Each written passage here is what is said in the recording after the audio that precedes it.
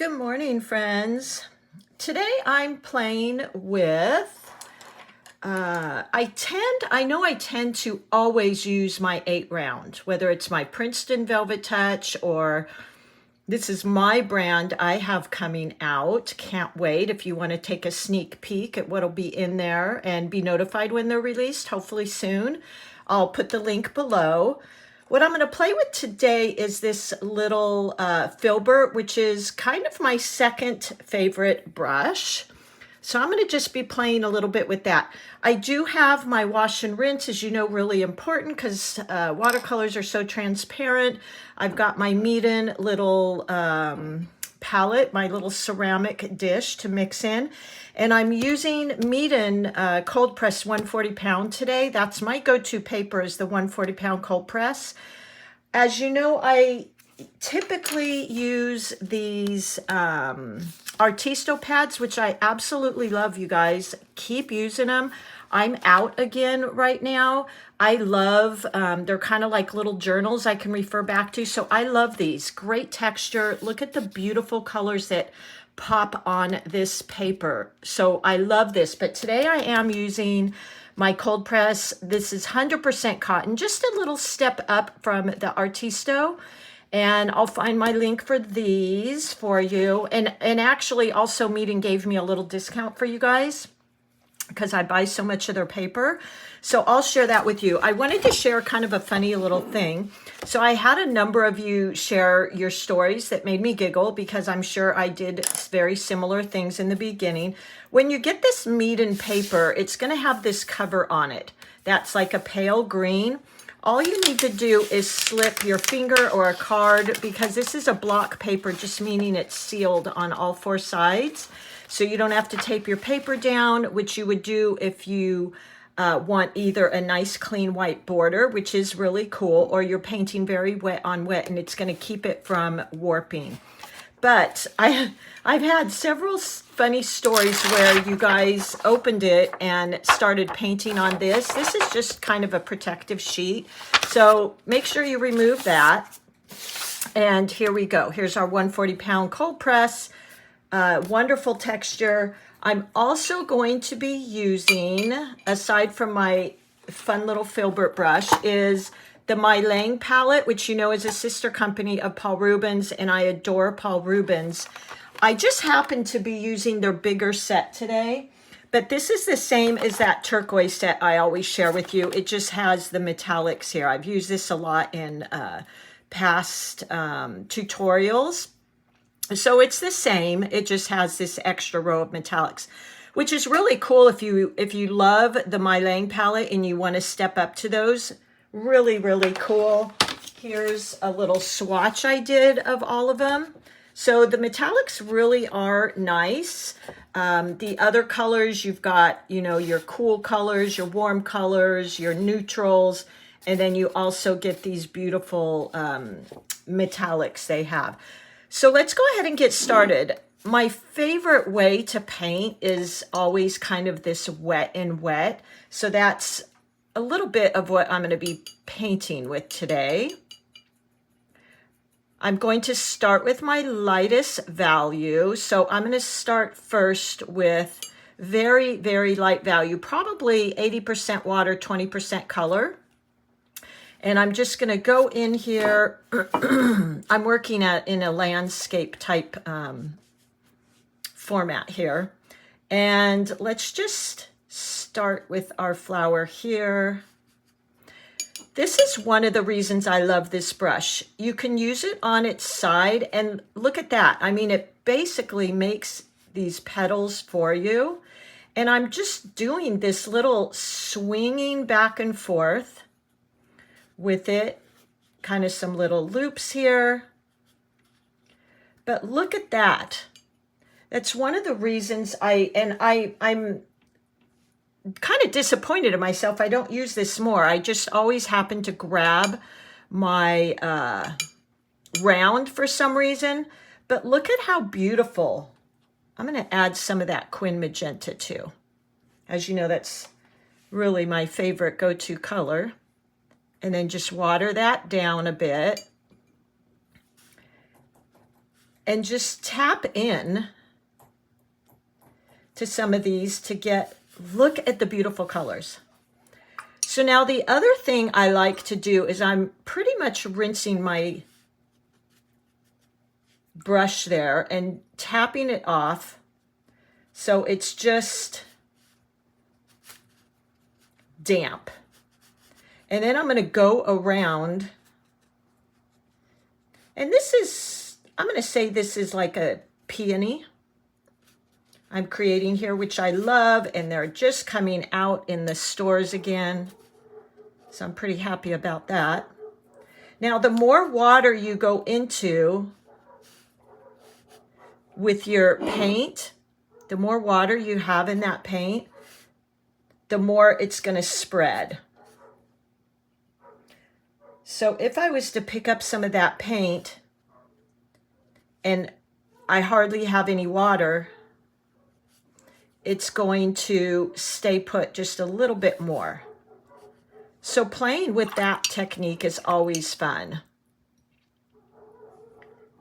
And then going back in, just touching in. And while it's wet, I'm going to go ahead and pick up some of my green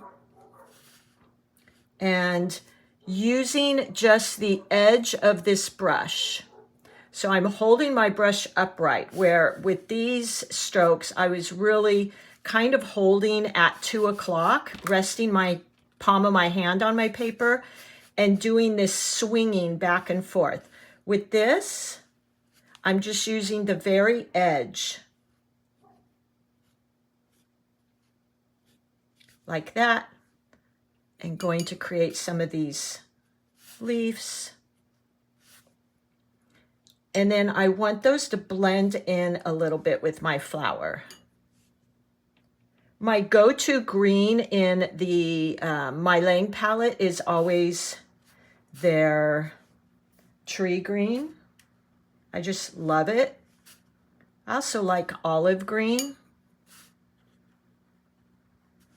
And I want to get that little blend there. So now I'm using the side of my brush, and I'm holding it at about 3 o'clock. And look at those fun strokes I get. Let's just go in there. And because it was kind of wet still, I'm getting this beautiful blend here. That is what, honestly, watercolors, there's no other medium that has done that for me. So let's go in here. Maybe add a little olivey green to some of those.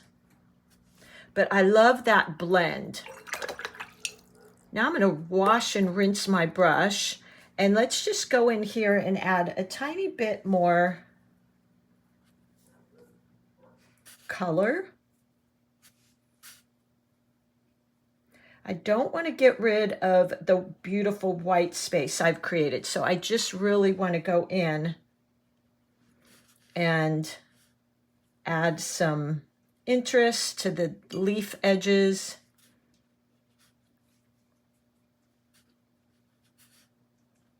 Maybe in here. There we go. Might even... I really like when my peonies are huge and fluffy. I just think that's so pretty. And let's go in and add a few more leaves. And just kind of keep our eye going around.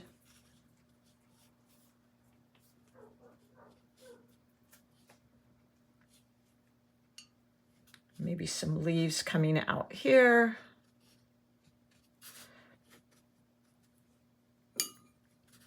Just really playing with, I'm looking at it not so much as an object, but where I want to see some pops of color. And that's typically how I look at my paintings.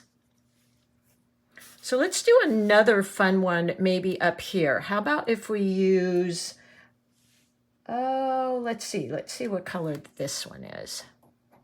No, I don't want to go that color. I think I want to go like a creamy, yellowy color. So I'm going to use some of my yellow ochre, which is quite strong. So be kind of careful using that, and my cad yellow, which I think I actually already have some in my palette. Add a little bit more water. So isn't this brush fun? I feel like you almost have to, if you like flowers, you almost have to have a Filbert, because they pretty much make a flower all on its own. And then let's go in here. I'm going to do the same thing, using the tip inside of my brush and doing these little back and forth motions.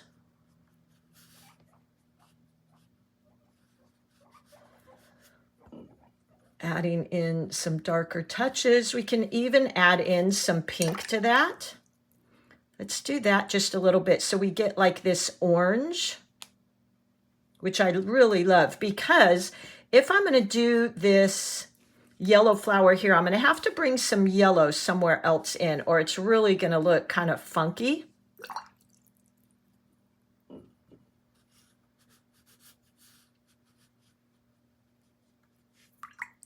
There we go.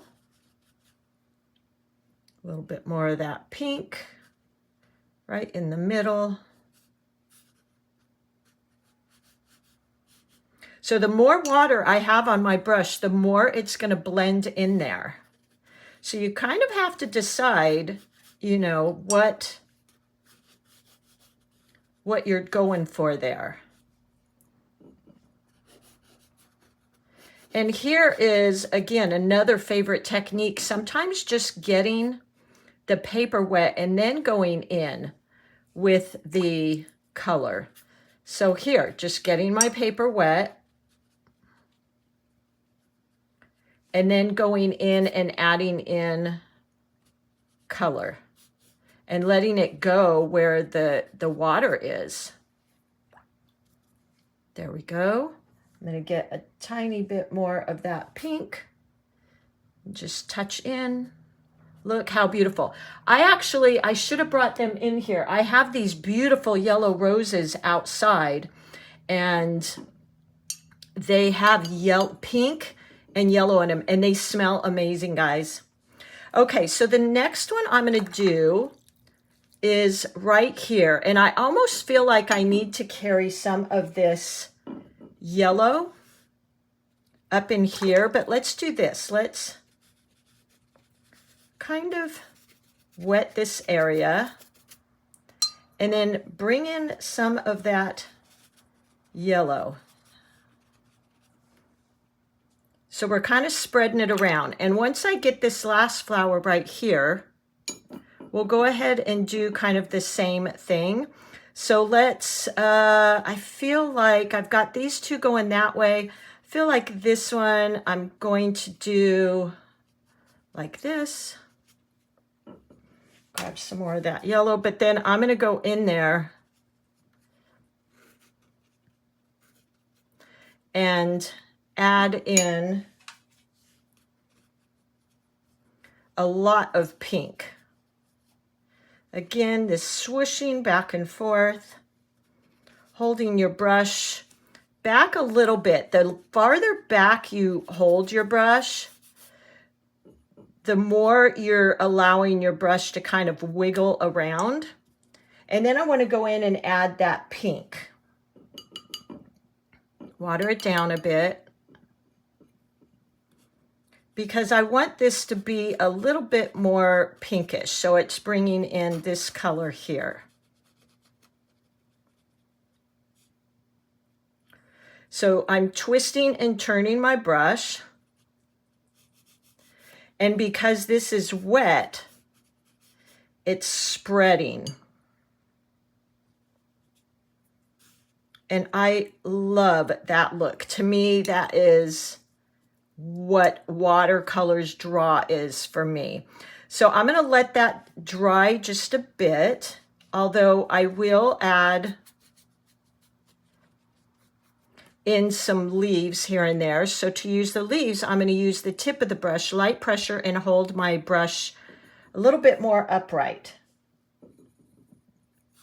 And let's just start going in here.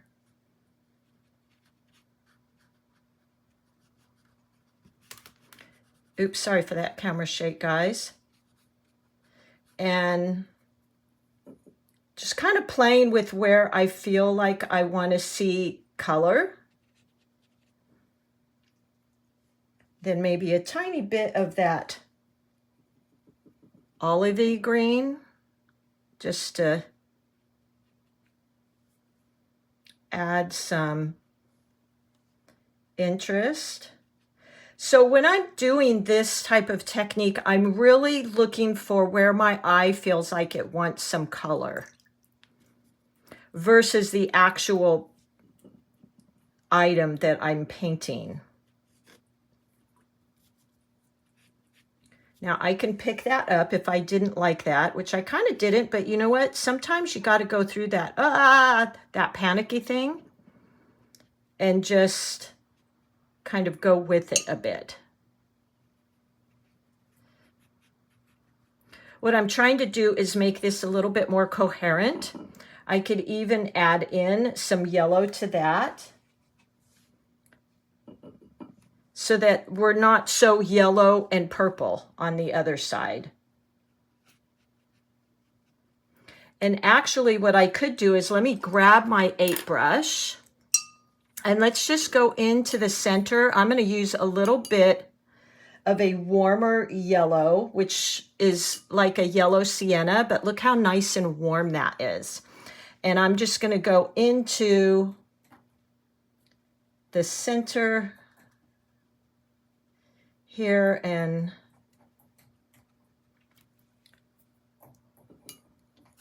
add. So this is a perfect example of adding in warm and cools together. And right here, I'm going to dab in some of that yellow sienna right in the center. Look how beautiful that can be. I love playing with warm and cools together. I think they're so pretty. It's like they ground each other.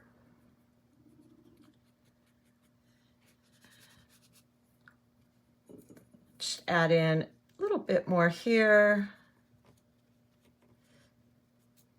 So again, just looking, where do I feel like I want a little bit of color to stand out?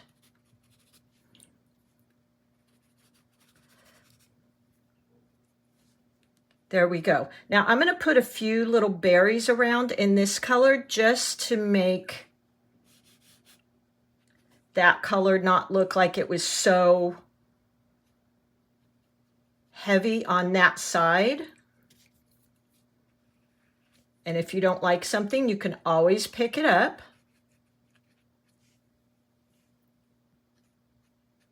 Like this. Let me show you. Let's see. Let me find my tissue here. So if I was like, oops, don't like that pink, you just pick it up. And then I've got some of my yellow over here, which I like. And then I equally want to put some of this purple on the other side so that they kind of mix a little. It kind of makes this entire painting a little bit more coherent.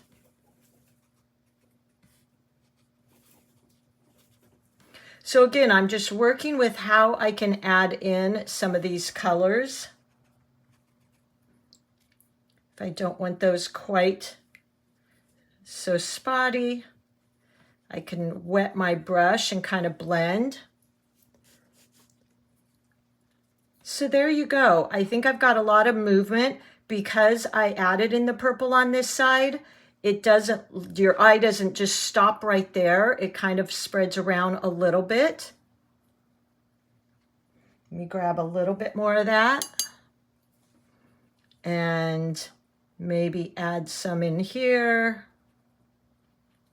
So it's kind of guiding your eye around. And then I'll even, oops, see how strong that yellow ochre is, guys? It's crazy strong. You got to be really careful. So is the cad yellow, actually. So I'm going to add in some more of that yellow here and there. And then maybe some, let's go for some, like a Van Dyke brown here. Again, adding in the earthy colors, I think is so pretty in a painting. When you have these really pretty colors. It's just, I don't know, it just does something. So now I've got some little details. It's drawing them all together. I feel like I could almost have some greenery over here. So right now I'm really just studying my painting to see where do I look like I might need something. And I feel like I could use something over here.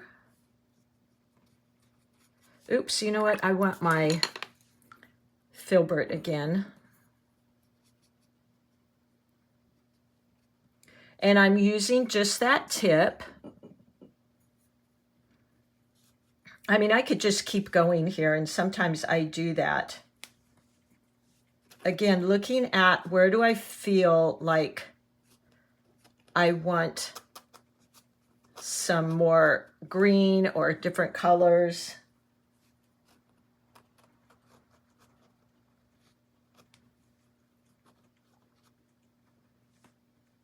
And I almost feel like this is a little bit of that S shape that I love when I paint.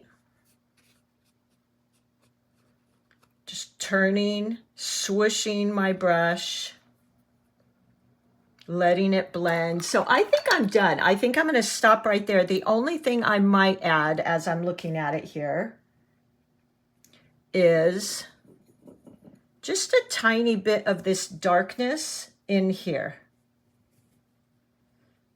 So turning, twisting my brush.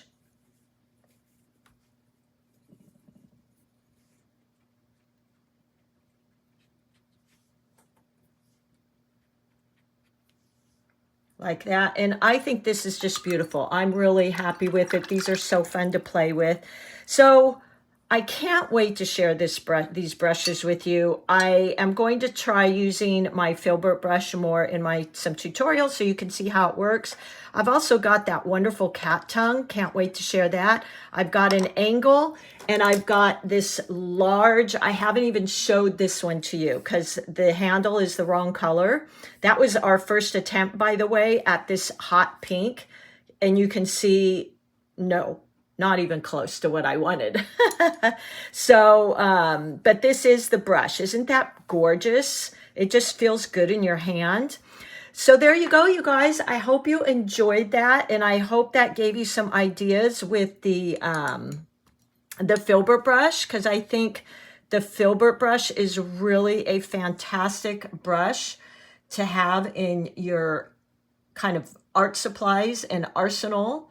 I think it's a great brush. I'm just going in. I wanted to darken those little dots up a tiny bit because I feel like they kind of weave your eye through the painting. All right, I will talk to you soon. Thanks so much for being here, everybody. I will dig up my my links for whatever I used here. I just go back in my own history and get my link I used. And happy painting, friends. Most of all, just have fun, enjoy. That's when I think we create the best, is when we just have fun and don't put too much pressure on ourselves. And then occasionally challenge ourselves with something a little bit more difficult or different or new. All right. Love you guys.